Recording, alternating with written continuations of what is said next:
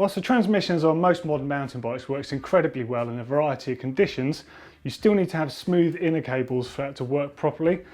Ideally, you want to change your cables once a year, perhaps more if you ride in really wet conditions. So here's how you replace your cables.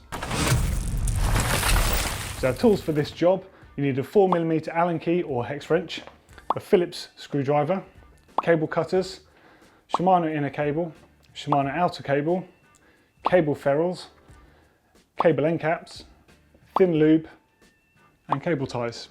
So first things first is to remove the old cables from the bike.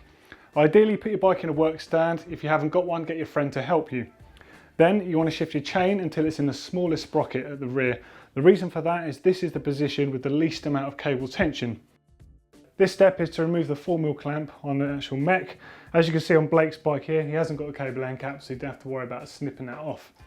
You want to undo this and you want to pull the cable away from the mech. So with the cable released at the rear mech end of the bike, next step is to remove the whole inner cable from the shifter. There's a little cable port to cover the Phillips screw head on that, so you just need to remove that, pull the outer cable away and then just gently push the cable back through the shifter. If you're doing a cable change halfway through the season, you can often get away with keeping the existing outer cabling in, just flushing it through with lube and replacing the inner cable. But as you can see with the state of Blake's one, it's got surface rust on it and all sorts of gunk, so we're going to put a whole new system back in. So our inner cable is out, time to take the outer cable off the bike. You've got to bear in mind that on some bikes you're going to have full external routing. Sometimes you can have cable stops on the outside of the bike. Some bikes you can have full internal routing, or like Blake's Scott here, you're going to have like a variety of both. So I'm going to snip the cable ties on the chainstay and I'm going to keep this section of outer so I can measure up the new piece that I'm going to put in place.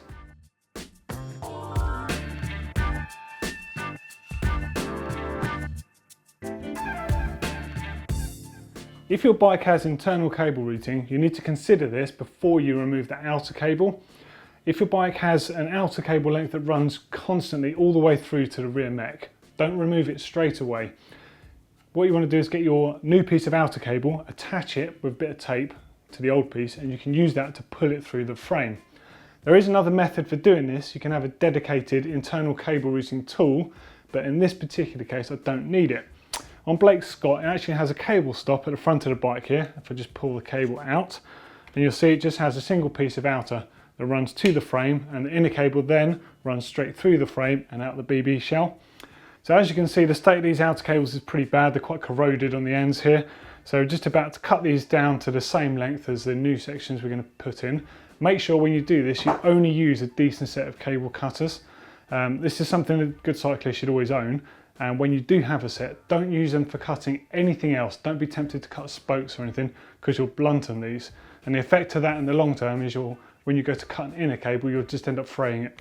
All I need to do with this is offer this up against my new Shimano outer cable and snip it. An important thing to note when you cut the outer cable is you can actually squash the cable slightly. If this happens, it's going to make it a bit harder for the inner cable to pass through it. So make sure you use these little jaws on the inside of your set of cable cutters just to make sure it goes nice and round. Even if you're replacing your outer cable with brand new ones like these Shimano units, it's a good idea to give them a flush through with some thin lube. Although if you do this near your bike, make sure it goes nowhere near your brakes. Now before you install your inner cable into the shifter, you just want to give it a flush through with some thin lube just to make sure that everything's good on the inside.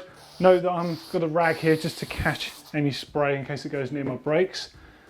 Cycle it through the gears a few times just to make sure the inside's running nice and smoothly. And then finally, screw the barrel adjuster all the way in and then just come back a turn, just to make sure you've got a little room for error there. Next up, simply feed the inner cable into the shifter. And once you've located it, you can pull it through from the barrel adjuster side. And then just make sure the nipple sits into its little holder there.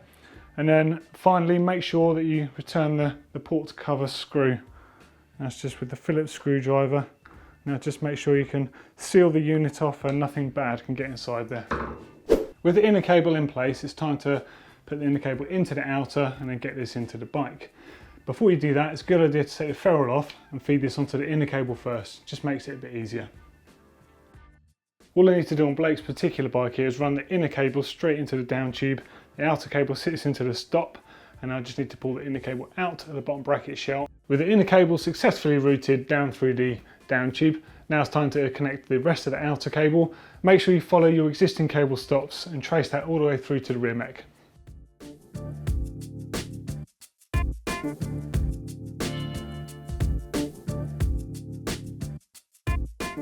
Again, just making sure the outer cable is following all the current stops and the ones that it passed through before. On Blake's bike, it's got 4 little zip tie cable mounts here. I'm just going to make sure that these are all done up, holding the cable in place, and then I'm going to insert the outer cable into the mech itself. With the outer cable successfully routed all the way along the bike now, secured in place with the cable ties, all you need to do is clamp the inner cable at the mech. To do that, you want to run the inner cable into the mech itself through the stop, and then just locate the outer cable in place here. Okay, one of the last steps you need to do is just pull the inner cable through and clamp it underneath this 4mm clamp bolt that's got a little plate under it. Now you want to pull it taut but not too tight, and it's important to not pull it tight, otherwise you're going to have problems shifting down into the small sprocket. You remember that you can take up the slack with the barrel adjuster on the shifter after. So I'm just going to pull this through and nip it up tight.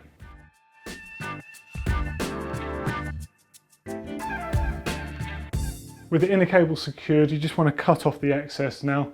You're not going to need it to be too long, and also you don't want it flapping around because it can get caught and fray. Make sure that you cut it down and you fit one of these little aluminium end caps because they stop it fraying.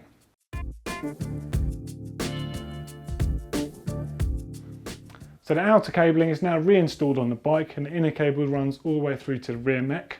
It's now held in place with the pinch bolt, and it's got a nice little end cap crimped on the end to stop it fraying.